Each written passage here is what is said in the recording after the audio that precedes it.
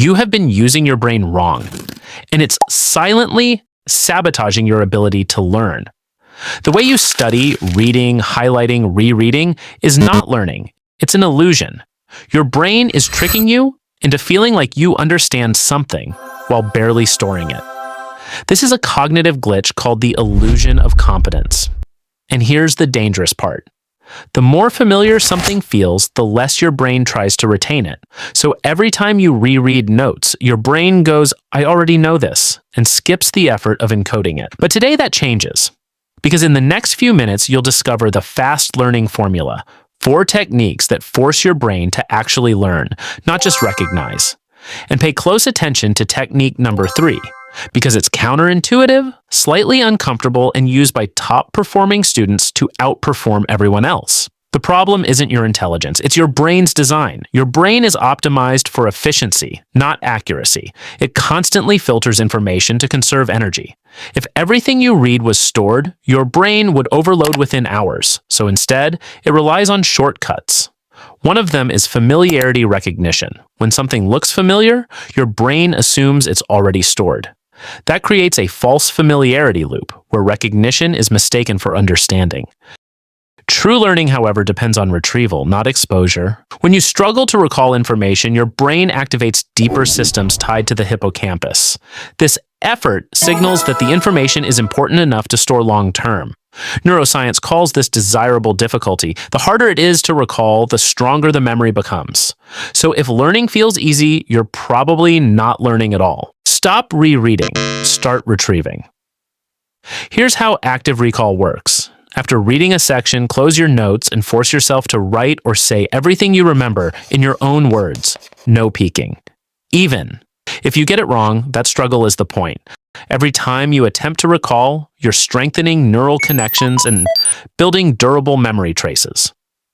Research from the University of New South Wales shows that retrieval practice significantly outperforms passive review when it comes to long-term retention. Rule: if you didn't try to remember it first, you didn't really study it. Trick 2. Spaced repetition. Your brain forgets on purpose. This is known as the forgetting curve. Instead of cramming for hours in one day, revisit the material over increasing intervals. Day 1, Day 3, Day 7. Each time you revisit, your brain has to rebuild the memory, strengthening it further.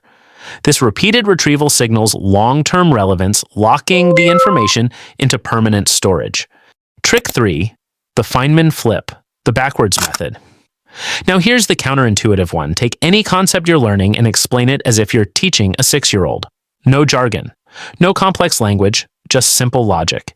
If you get stuck, that's where your understanding is weak. Go back, simplify, and try again. This method forces your brain to eliminate complexity and build a clear mental model.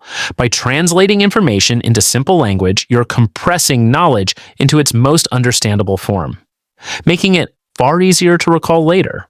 If you can teach it simply, your brain has truly learned it.